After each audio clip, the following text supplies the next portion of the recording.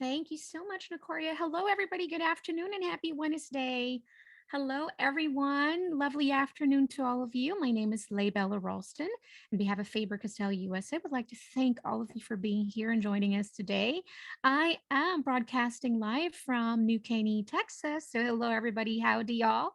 Would love to know where everyone is watching. Joining us from. So, hello, Patricia. Hello, Lakita.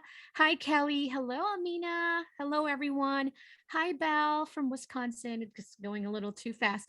Okay, so today is we're going to create and have lots of fun doing art, fun and not scary. As you can see here in front of me, I have my sketchbook. So this is a fairly new one. I just actually opened this one. And of course, I had to do it upside down.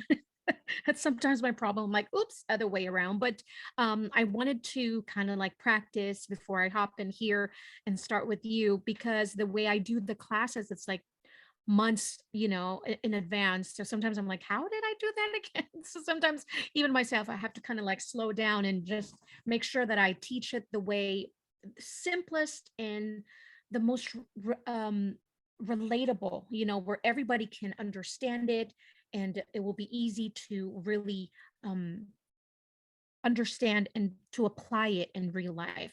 Okay, so in front of me is this is from Canson. This is, I believe, a pen and ink one. Now, if you don't have the specific one, it's okay. So if you have like a notebook, a journal that you've already been using, a sketchbook, a dot grid or anything like that, that's going to be okay. But I want to talk to you about papers a little bit, especially with the Faber-Castell markers that I'll be using today. Now, paper is important only because we are going to be working with the Faber-Castell Pitt Artist pens. Now, the Pitt Artist pens, these are the ones that has a brush tip, okay? So the brush tip is made out of felt. And so what happens is that, especially if you're someone like me, I have a very heavy hand pressure. So what happens is that I have the tendency to ruin my nib too fast. So the way I correct that is I make sure that I choose a paper that has a very smooth finish. So that's the one thing I choose for papers. And journals and sketchbooks is that it has to be smooth. Now, the Faber-Castell Pitt Artist pens are made of India ink. They are water-based India ink. Okay, so they are bleed proof. I have tried it in many different journals and planners and notebooks. They are bleed proof. And of course, it just depends on how much layer you're going to use, but they are odorless, they are bleed proof, and I love them so much. I use it on the daily in my planning, in my journaling, sketchbook, and all that fun stuff. Now, if you're not going to be using the same marker as I am, and that's going to be okay, it's just going to be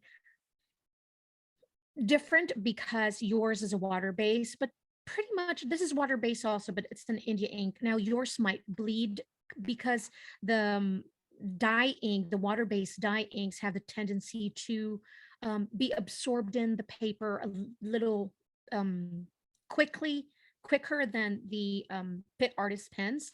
Now, I want to know which one are you guys working with, the materials and supplies that you'll be working with, so we can, be on the same page. If you have any questions, I can help out also.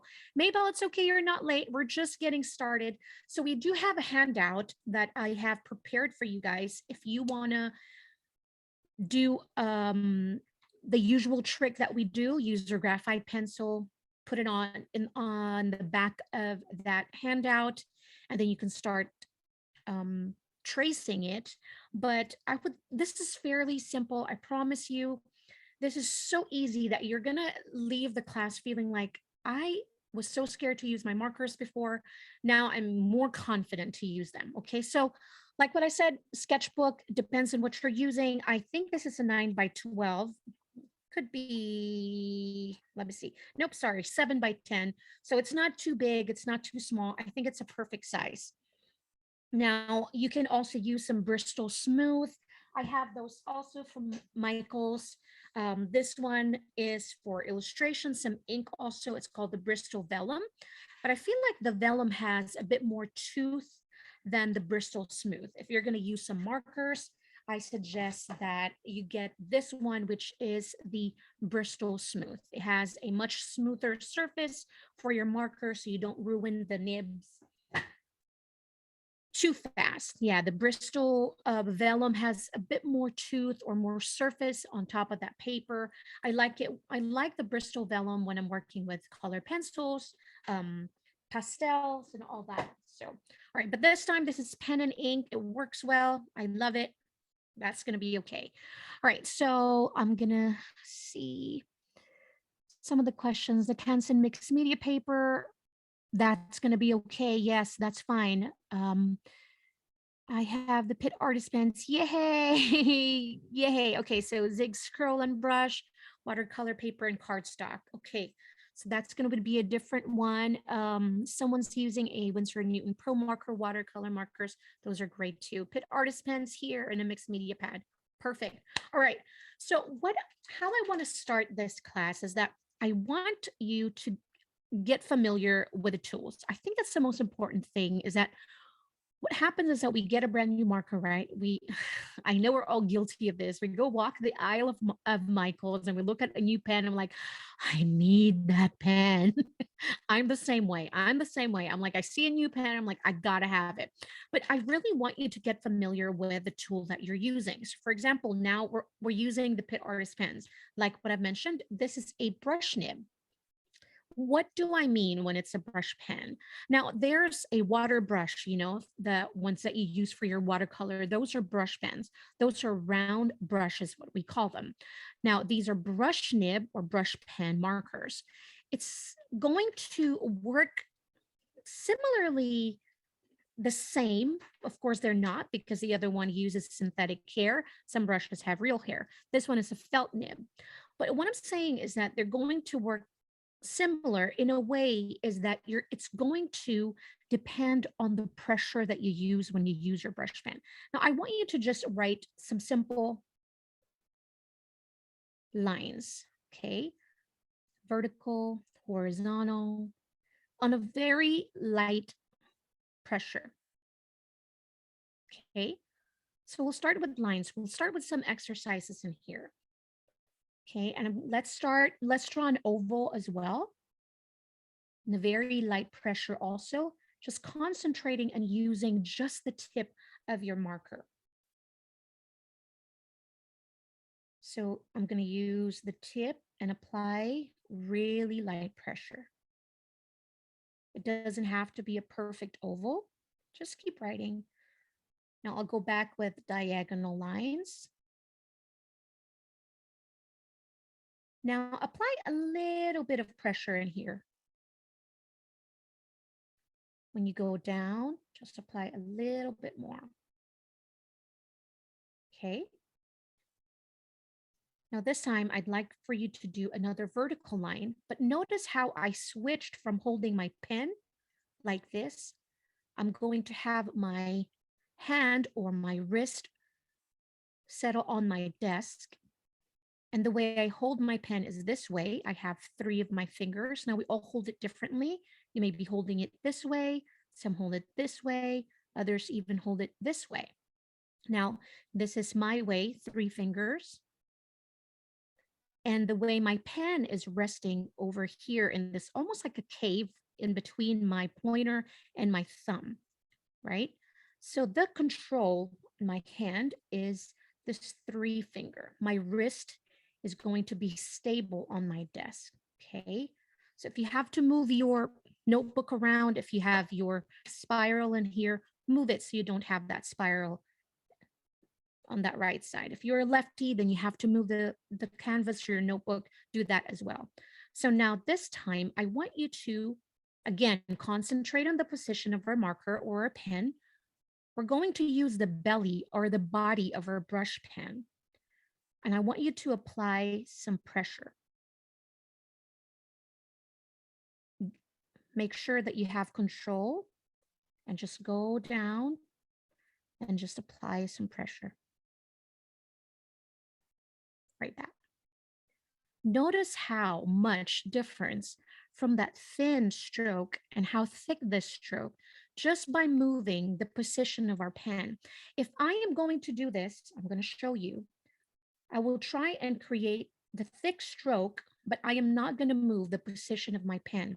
I will apply the same amount of pressure that I applied, but not changing the position of my pen.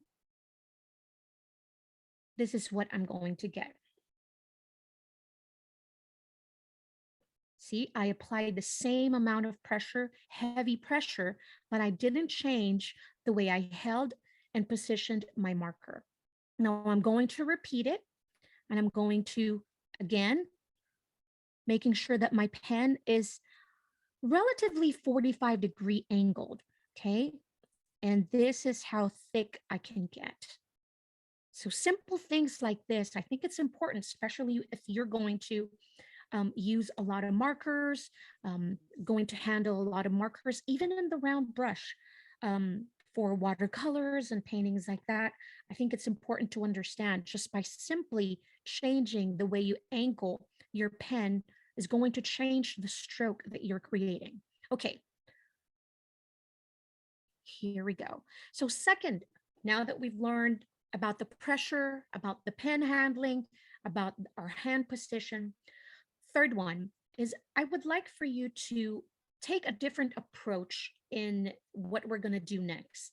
We're going to create some florals, but the florals we're going to create is not, we're not creating it based from real life, okay? So I think what's happening with the way I was drawing my markers in the past, I mean, the way that I was drawing my florals in the past, the problem with what I was doing is that I was drawing it. And what do I mean by that? I'm going to get a different flower, a different marker.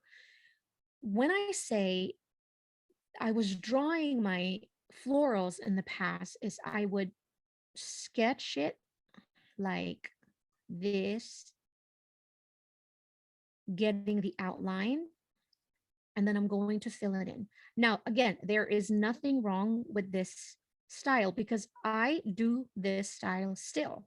But with what we're going to do today is we're going to take a different approach in using our markers to create the beautiful florals that you're seeing in front of me.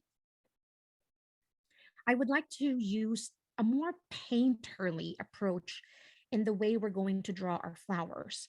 Now, what do I mean by that? I want you to see the flower as a shape and not as lines. I don't want you to see them by the outlines or the way the flower is drawn in your imagination or in your head. I want you to draw them, paint them using your markers as a shape. So for example, I want to create flowers like this. What I would do is I would create like that. And then of course it's going to depend on how big your flowers are going to be. Now start with small.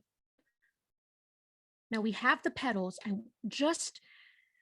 We're going to create imperfectly perfect flowers, not based on real life, but based on your imagination. I want you to use your mindset. We're going to create something that resembles a flower, a petal, okay? Some flowers of some sort. Now I have my petals in here.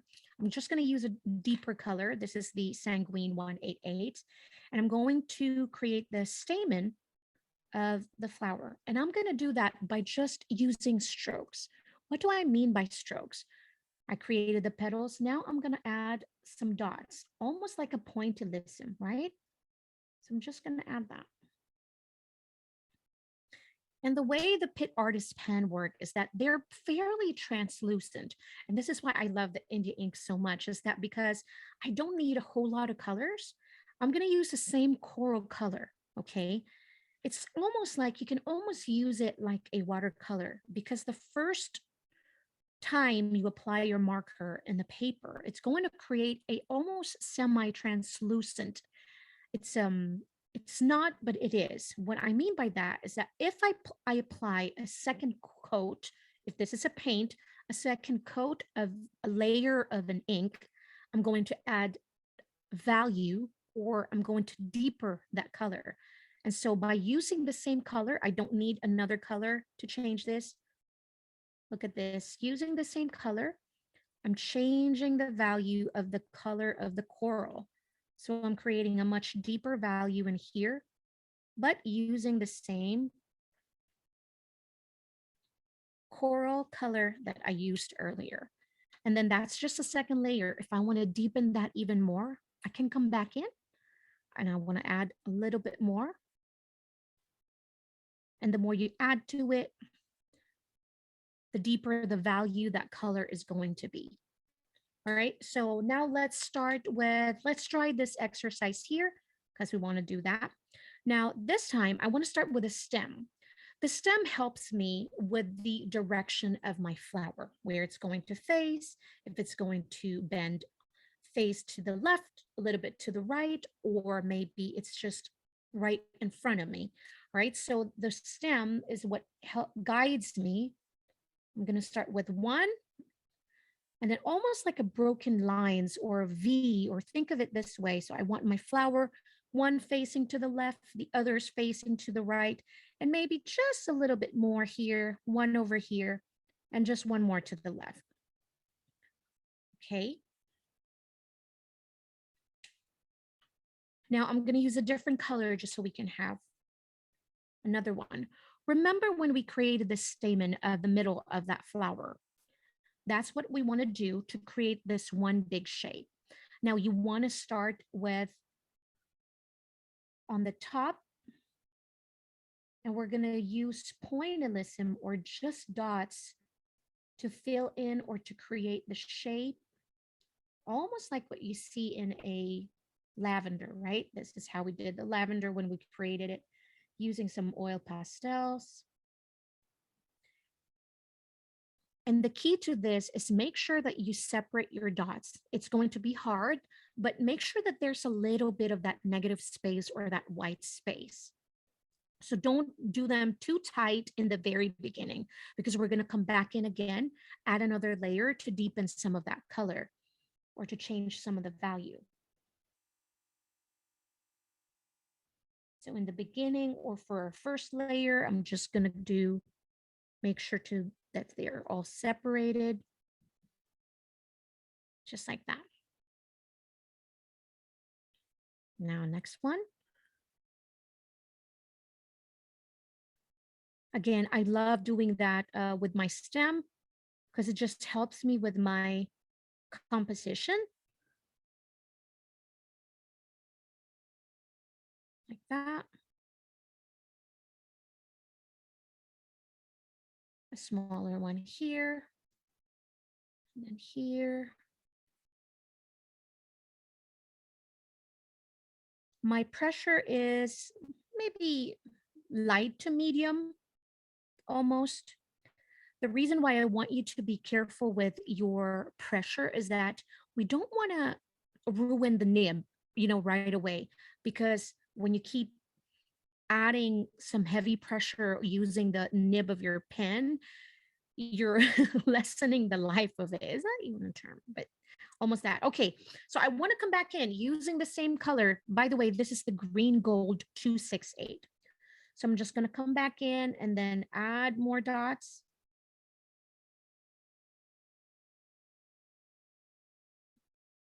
Like that.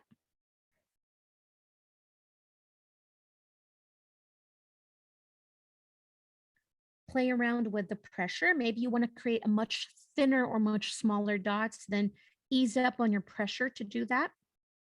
If you want a slightly larger one, then apply some pressure.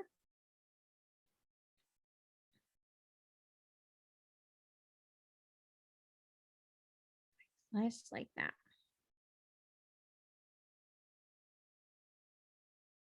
So when we're approaching our drawings almost painterly like, we're not just concentrating on the outline or the line art of the shape that we're creating or the image that we're creating.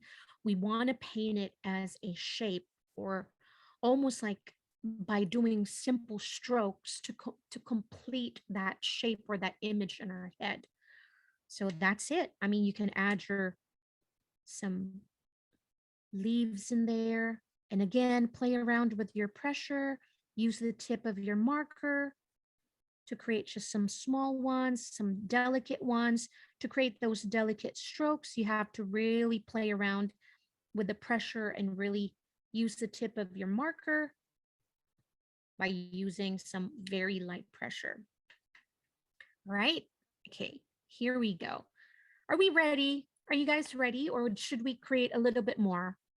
Let me show you how I created this one. I told you you'll be surprised. When you leave here, you'll be like, I can now draw painterly flowers using my markers. Let's start with our stem again.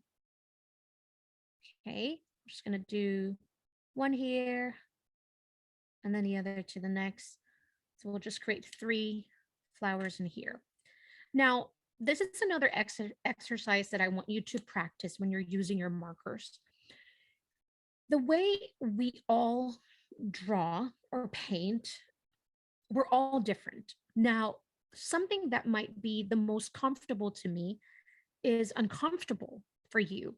And what I'm talking about is the way I create the strokes. I'm going to use a different color so we can see the strokes.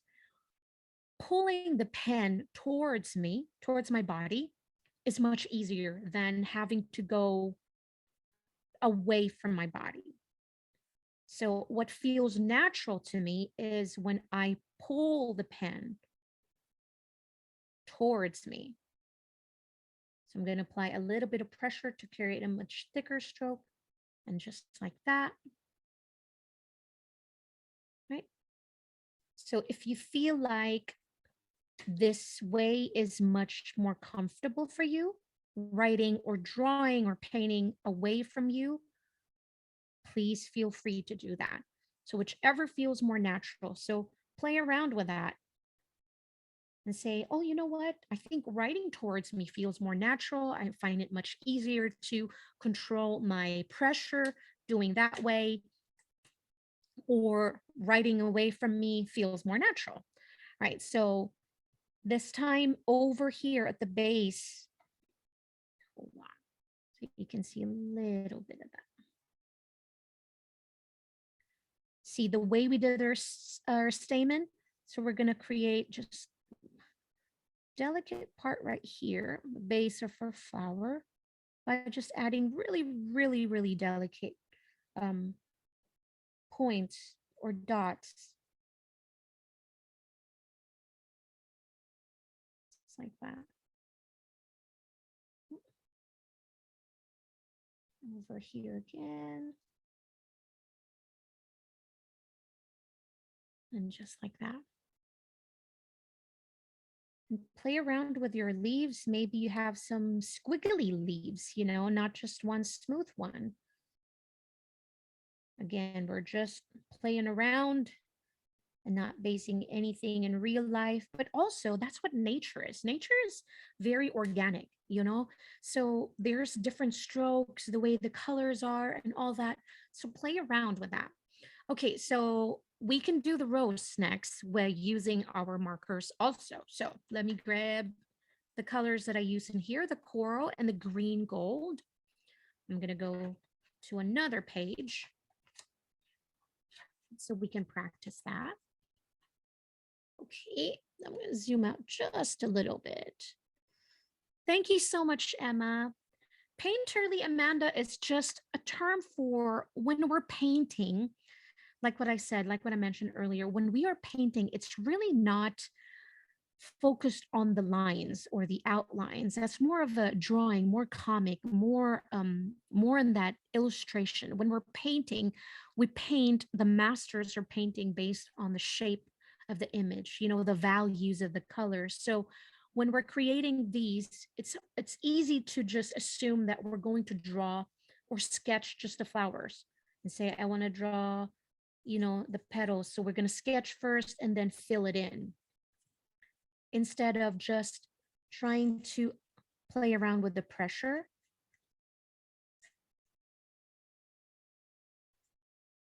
Just like this. I mean, one is not wrong. Look at them. So one way or another, I just want you to approach the drawing or the painting in a more organic way, instead of instead of trying to achieve something that's clean looking, more of like a digital, more like a vector. Does that make sense? Because I know when I design digitally, everything looks more clean, more like computer generated. I know when I draw my cute flowers, it's going to be a clean stroke, everything is almost symmetrical. This time, let's approach this in a very painterly, very organic way where things are just, the strokes are imperfect. Um, the shapes are maybe not perfectly filled in. So just this way, painterly, very stroke, organic stroke focused. All right, so for the two-tone rose, I'm going to use the green, gold, and the coral color. So if you're going to paint this or draw this using a marker, before, I like sharing how I used to do things and how I felt like I can do more. And nothing's wrong with the very first try and, the way I did art, but I feel like I can adjust things and make it look more better for me than, because we're all different. Before, how I would do the flower or the floral is that I would draw the oval shape. I would fill it in.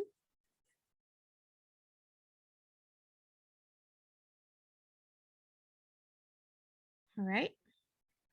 I would grab a darker shade, create the stamen in the middle like that. And then I would put in the strokes one by one.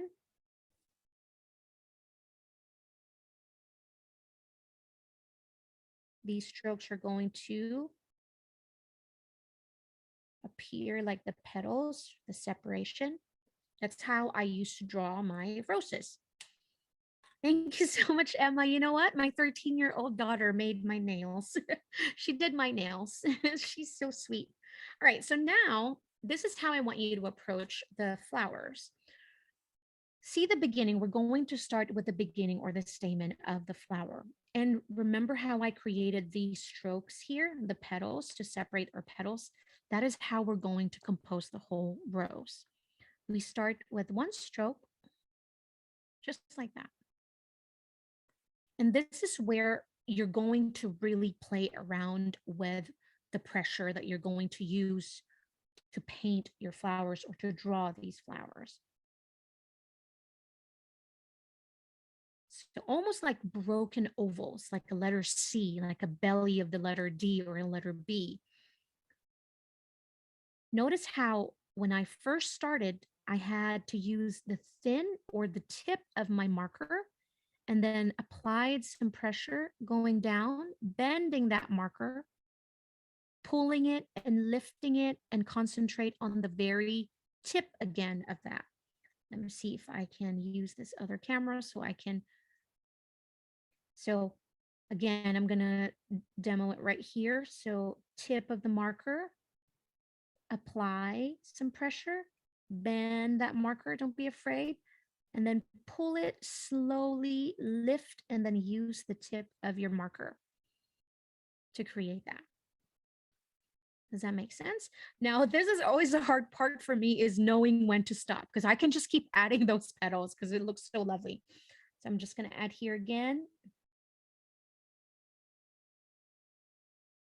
Tip, body, pull in, and then tip again, and then all that. And then just adding some delicate strokes or very thin strokes on the side, just like that. And then you can use a much darker, so you have some contrast. So I'm going to use the Indanthrene blue, or this is the dark indigo. I apologize. This is the dark indigo. And I'm going to just add some stamen, just add some dots in the middle, in the center of her flower, right? And then I'm going to create another one using the coral color. I'm going to put it slightly here. Start again with that letter C, tip, body, tip, body, lift. And it doesn't have to be all similar strokes, you know, so you can just play around with it. Maybe somewhere like this, somewhere like that. You're just adding character to your illustration. I'll stop right there. Okay. And then I'm going to use the same dark indigo to add some stamen, right that. If you want to use the green for the leaves, please do so. I'm just going to use a dark indigo that I have here. And I'm going to draw a letter, like a letter V. I'm going to create my leaves. Play around with your variety of your pressure to create that thin and thick line, your strokes, a little bit there.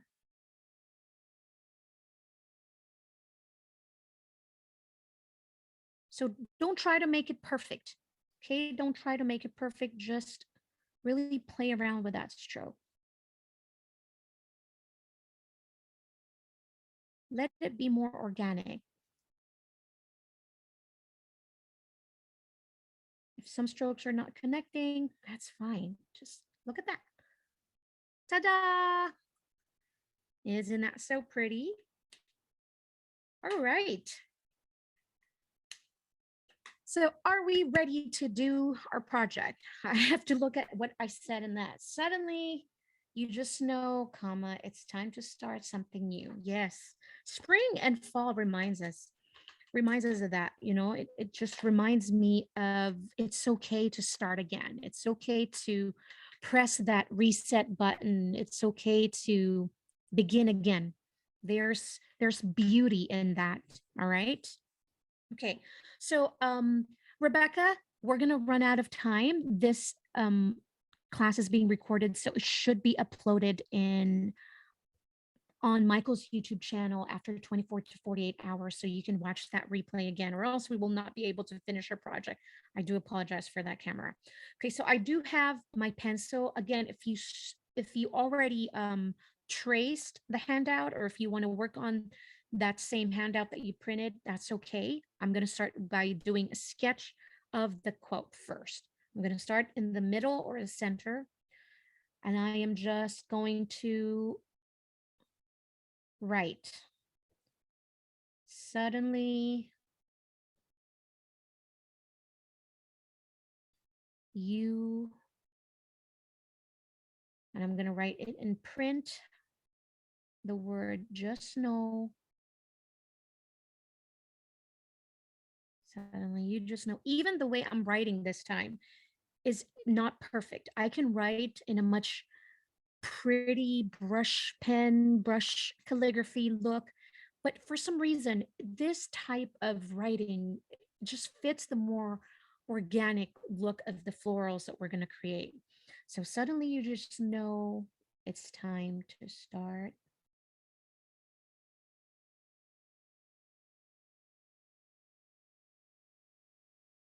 So just write with your own handwriting. It's time to, I'm gonna do the word start in print because I want that to be like a focal point. And I'm going to add like 3 lines on both sides. It's time to start something new. And apostrophe. Here we go. Sometimes it's hard to see it, so let me adjust my there. It's really hard to see the sketch, and I'm going to use my kneadable eraser from Faber-Castell, and I'm just going to roll over on top of this. This time you're really going to have a hard time seeing it, but it's okay. It's just from my guide. All right, so I want to frame this writing over here. We can do that, start with that, so we can actually see how much more area we want to add some flowers to, or start with the frame. I think I want to start with the florals just because to avoid any smudges or anything like that. Okay, so is that okay? All right, so to frame this one, I want to start with just a rectangle shape. And I want to start on my left. I just am so comfortable with beginning on my left side, working from the left to the right or around whatever it is that I'm working on. So I'm going to start with this one. I know that I want to start with my stem. So I start with one stem. And start with 1, 2. Okay. So we're going to have the flowers almost like a floating flower. Some are like upside down, some are like leaning just to the left, some are leaning to the right, but to just frame it. The goal is to frame the lettering. Okay. So I'm going to start one here, that. I'm going to start with the first 3. And on the bottom left, I almost want it curving just like this. And then I'll start here. I'll start that. I almost, everything's by 3. Okay, I'm going to change that. I'm going to start adding here too. Okay, and then another one here. Again, almost like curving to the right. That's fine. So I want to start with this. Now I'm going to use 3 colors, 2 for the flowers, the indigo blue, the dark indigo for the stems, and I'm going to use the green gold and the coral for my flowers. And then for my leaves, if you have the colors that I said, if you have the sky blue, you can use that. If you have green, if you'd rather use green, then you can use other greens that you have. Okay, but I'm going to focus on 2 so that there's harmony. When you use too much color, what happens is that you lose harmony in that illustration. It's almost too busy. The what it's telling your mind is that you don't know where to put your focus into. So you almost want to stick with 3, 4 colors, maybe 5, max to me. And this is just my personal preference. Okay. And also we have an upcoming class, so watch out for that. We're going to do a little bit of color study using the Pitt Artist Pens, and that's coming around June. So all right, so for the flowers, we're working on a much smaller scale. Earlier, we have much bigger strokes. So can really play around with the pressure. This time, we're working in a much smaller area here. So I'm going to use the thin or the tip of my marker to really create some thin and delicate strokes right here. So what I want to do is remember this one flower that we created. So I'm just going to add some stroke in here, just like that. And then here it's almost facing to the right. So again, try not to aim for perfect. Just leave some marks. Okay, it's just mark making. So I added another one there, another stem, just like that.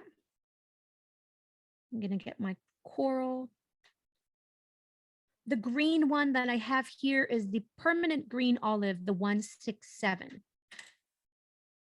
Okay, this time I'm going to create like almost like the rose that we created, right? So small little tiny petals to complete an oval shape, right? It's the same one here.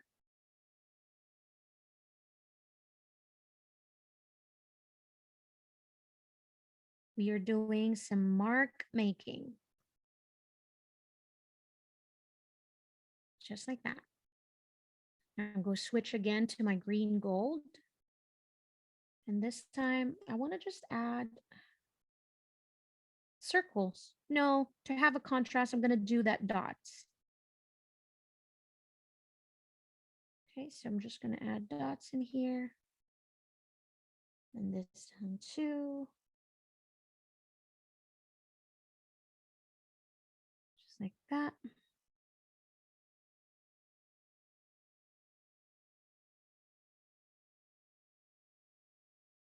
Just like this. Like that.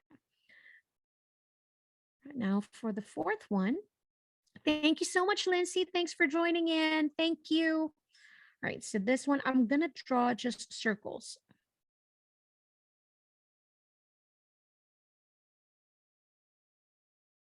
Like this.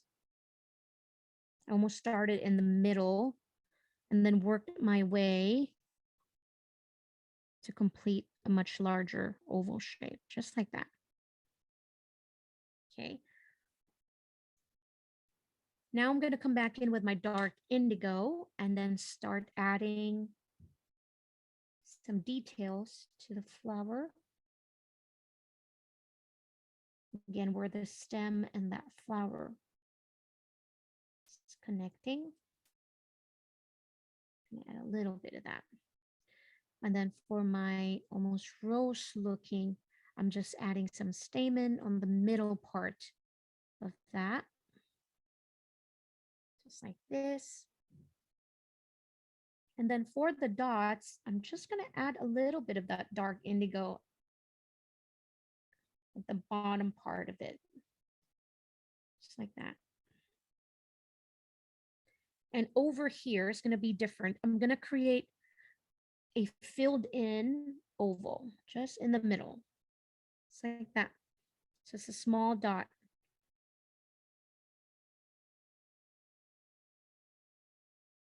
Just like that. Okay. I also have the earth green. This is also a really pretty color. It's more muted. So if you have the earth green of the Pitt artist, you can use this as well. We can fill in some of the leaves. So areas where there's nothing. If you don't have this color, you can use just the dark indigo or whatever color that you used for the stem. That works as well.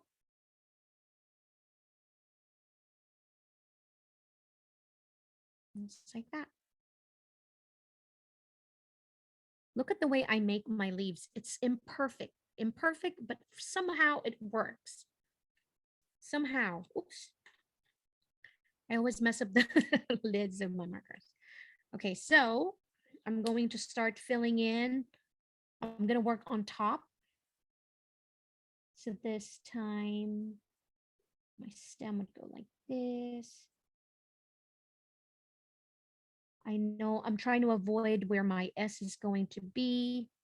So maybe I'll just have one here at the bottom. So the way, because we did the sketch of our lettering or the quote that we want, it really does help knowing where your stem or your flower, the direction of your flowers. This time, this one is going to go upside down.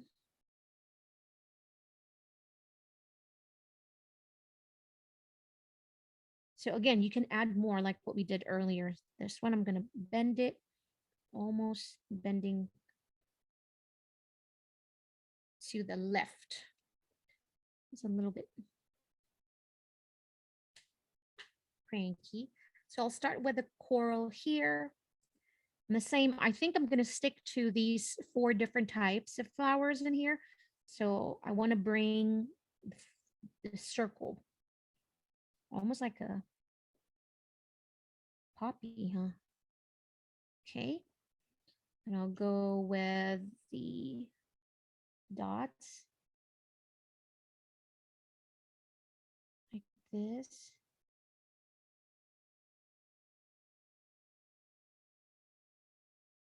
And just seeing this, I feel like I need to add more here. Oops. Maybe we can just fill that in with some leaves later. This one, this is a little bit weird what I did here. Okay, we'll start some organic looking flower. Look at me, I'm just adding some petals to whichever. Just like that. I'm gonna bring this down and add one more here.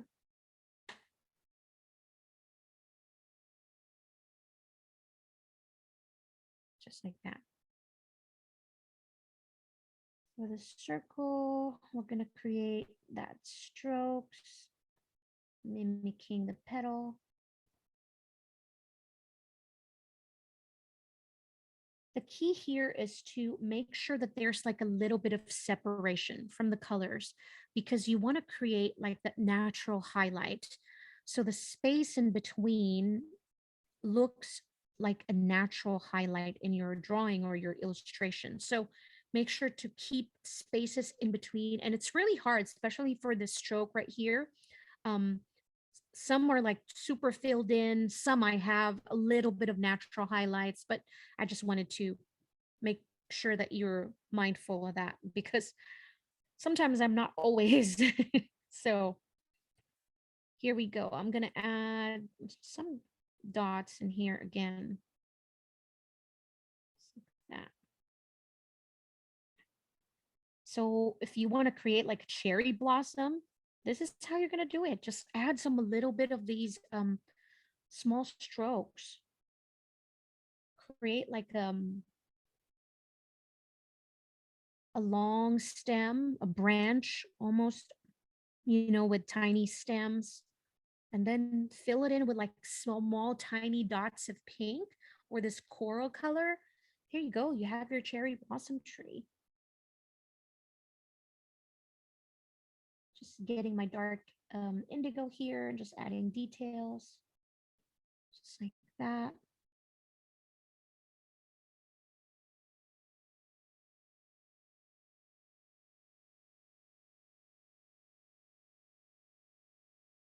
It's so pretty.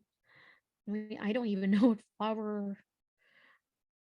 flowers these are, but they are so pretty. I'll start adding my dot in there. Okay, and I'll go with the earth green. The way the pit artist pens is that they dry fairly fast. That's why for the lefties, I think you guys are going to love this so much, because they really dry fast. But again, that also depends on the paper that you're using. I say that, but if you're using a journal that has more coating, then you're going to find out that it requires a bit more drying time.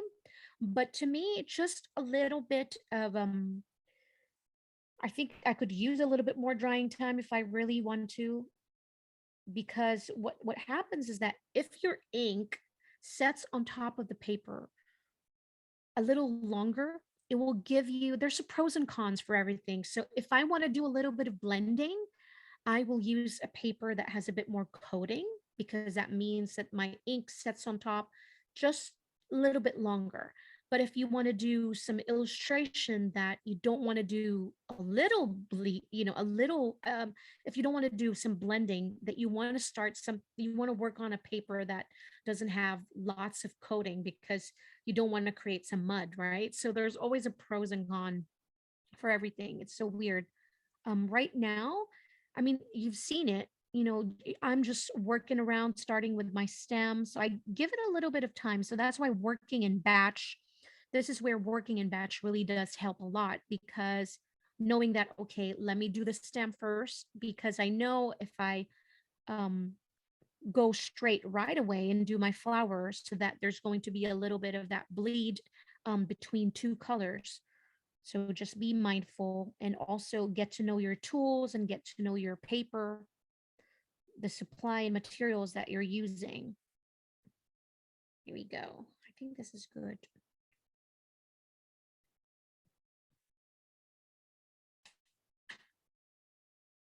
Start with my stroke right here. Feel like I can add a bit more here. So I'll just do my flower first, then add your stem. You can also do that.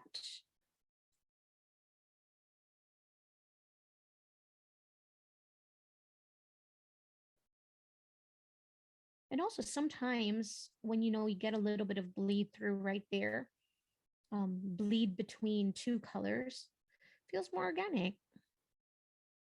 That's how watercolors, you get a little bit of that touch of um, two colors together. They're so beautiful.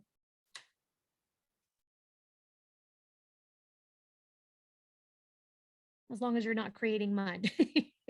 That's when it gets frustrating. You're like, oh no, those two colors are not good together. All right, I'm gonna go with the, I don't have a circle, yellow, so I'm gonna do that. Right, smaller there, larger one here. And I can add just a wee tiny one here. Like that. Thank you so much, Judith. All right, so we're almost done. Here. That's why I'm working just slightly faster because I really want to finish this with you guys.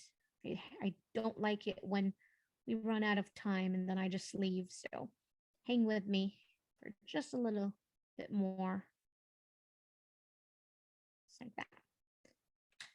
Okay, and then pink, yellow, pink. Ah! I do this. So what I'm going to do is I'm going to use the coral in here.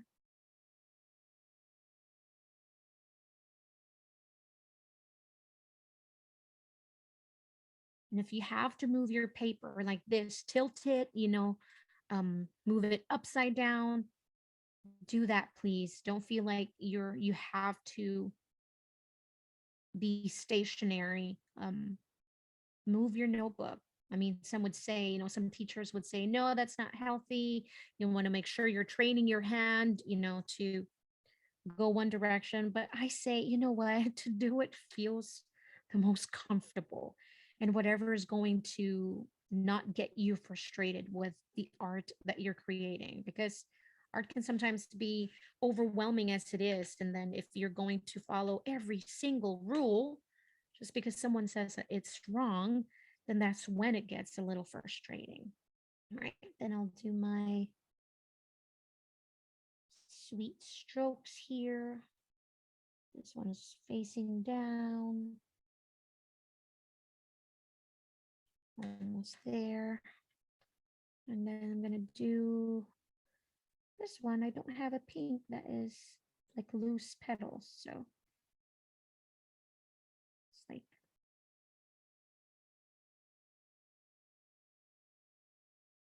I tried this before and I wanted it to look perfect. And to be honest with you, the imperfect or the more organic strokes that we're creating here today is much better than when I tried to make my flowers look perfect. I know it seems a bit weird, but really did.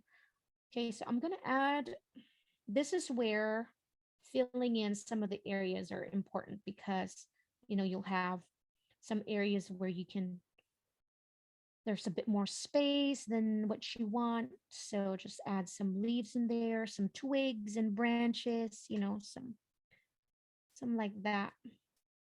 For example, here, I want to add some leaves in there. And you can make it larger and larger and larger. Maybe complete this whole notebook. Complete this whole page.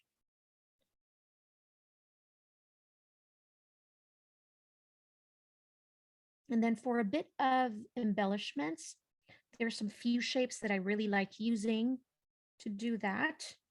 I love adding some asterisk, some imperfect dots. And the way I want to do that is you stick to the same color that we're using here. Let me just add a little bit more details to my flowers here. So if you're going to add some contrast and add some embellishment, you want to stick to already the colors that you want to use, unless you want another pop of color. Of course, you can always do that. No one's going to tell you what you're doing is wrong. I won't, certainly will not.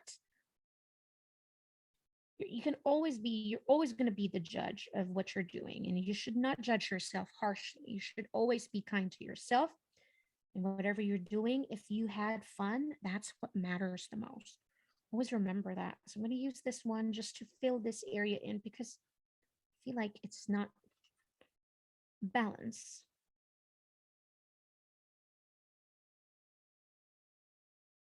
Like that. Let's add a little bit. So again, speaking of that contrast, I want to add a little bit more embellishment, just like fillers, right? So some areas that I feel like I need some fillers is what I'm going to use is the dark indigo, the ones that we use for a stem. And I'm going to add just imperfect dots. Look at this. And I'm going to work in first by threes. So areas like that. So I'm really just filling in areas here. It adds more visual to your project. You can also, if you have like a gold marker, this would be so pretty to add like imperfect dots using some metallic gold or silver, whichever one that you love more at the time. Now, for the lettering, you can use the same dark indigo that we've used or the dark whatever you use for the stem, or you can get a black marker. I'm going to get a black so this one really would pop. And so this is the black 199 and also in brush tip. And I'm going to start adding my lettering. So now I know this is where don't feel like you're married to that first placement, the first size of your letters, of your words. This is where you can adjust things. You know, for the word suddenly, I feel like I can adjust the letter S in here or whatever it is. You look at your work first and say, okay, what are the things I would like to adjust? Maybe move something up, maybe move something in the middle or to the left or to the right. This is the chance to do that. You can erase it totally, sketch something new, or work with your sketch and use that as your guide. And that's what I'm going to do today. So I'm just going to go.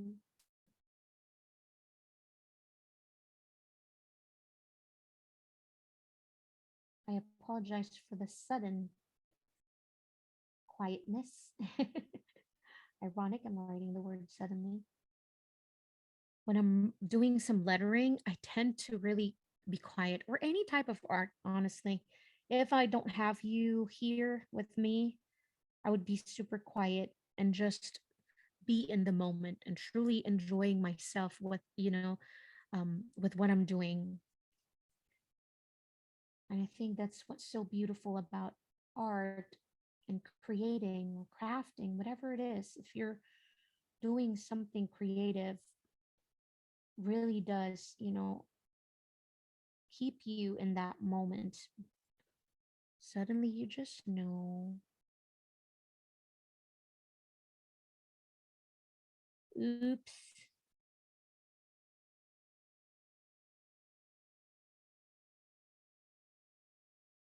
See, I make mistakes, I should say, with the S, because I do make a lot of them. It's time to my letter S, letter A. So notice how some have thin and thick, and we've learned this in the beginning. You just have to apply a bit more pressure to create that thicker stroke. I'm going to adjust all the words, something new, a bit more closer to the word start because I have it a little too low.